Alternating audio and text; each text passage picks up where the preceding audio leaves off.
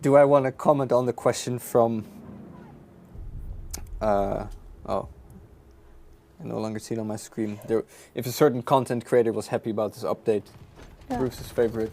I'm not going to comment on it. Bruce knows what I mean. No comment. No comment. We don't know. We hope so. We certainly hope so. Come on, Dice. You already know you can count on your boy to give you an honest opinion, especially if I'm Bruce's favorite certain content creator, okay? You might be surprised with the contents of this video. Most of it is good. Most of it's good. You have nothing to worry about, okay?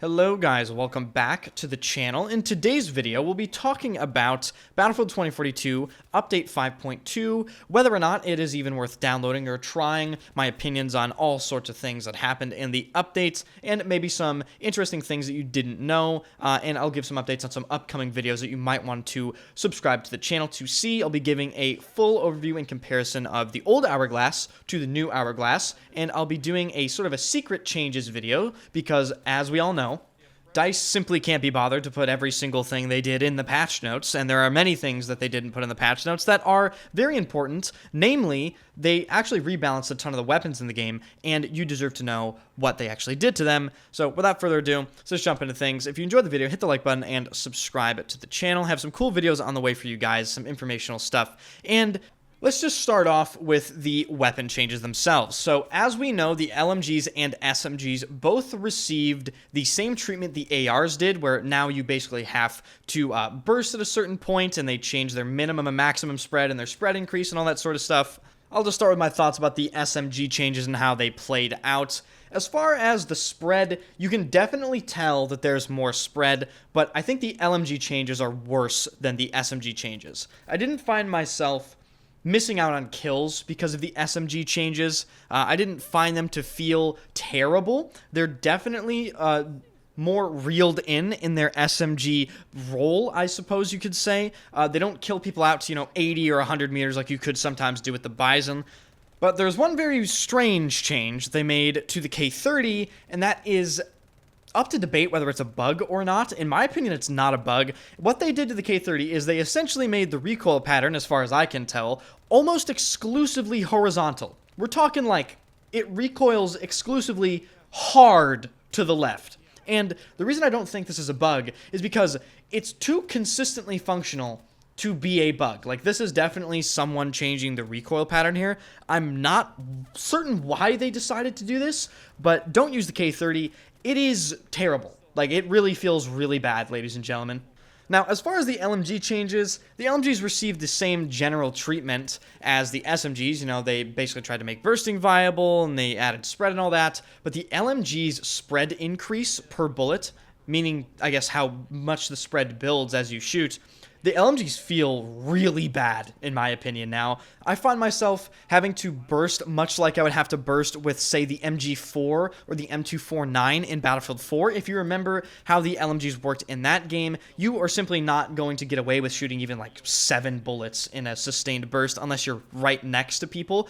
And that's pretty much how I tried to treat the LMGs in 2042 now, but even then, it just doesn't feel the same because actually spread mechanics work differently between Battlefield 2042 and Battlefield 4, and I think Battlefield 2042 LMGs just saw their biggest nerf ever.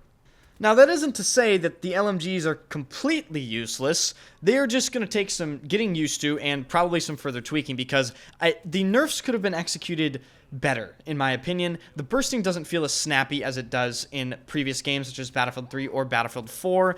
The reset doesn't feel quite right, and in general, it's just not a great feeling situation.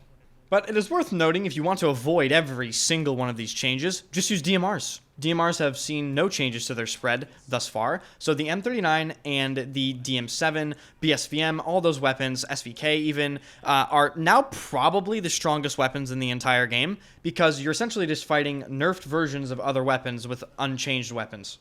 Now let's shift gears a little bit to talk about the Hourglass rework and just some initial thoughts on it. I played it for pretty much the entire duration of my stream today. That's what the gameplay in the background is. So if you don't know my stream, I actually do. Twitch.tv/Enders, first link in the description. Drop me a follow.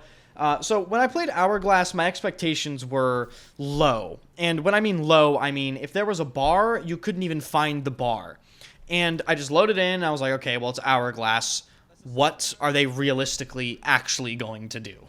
And to my surprise, the breakthrough layout for Hourglass is, in my opinion, much improved. There are some areas that are still questionable, obviously, but did they really give themselves anything to work with Hourglass initially? I don't think you can really say that. So I am still going to make a full Hourglass before and after comparison in detail, but I do think the Hourglass rework did improve a lot of the areas pretty drastically, although I hear that the Conquest layout and just the general Conquest experience for Hourglass is still extremely lacking because, well, it's Hourglass, and like I said previously, you can't really fix the map. So, in general, my impressions of this update is that it's actually a pretty good update that surprised me. I did not expect the Hourglass rework to be even slightly playable because Hourglass as a map, in my opinion, is one of the worst maps ever made, literally ever. And I don't think that's an unpopular take.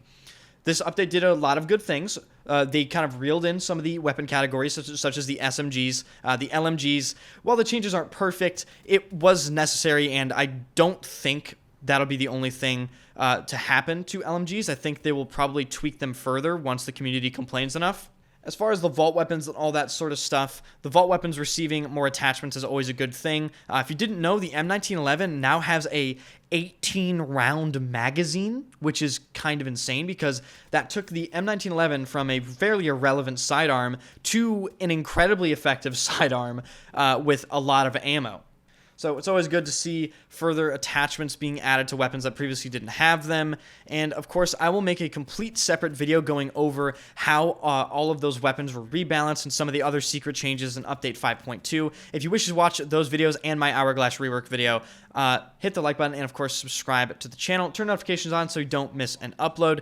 And I will also make more videos regarding some of the very interesting comments made during the Q1 2024 EA earnings call. And let's just say it's a little worrying.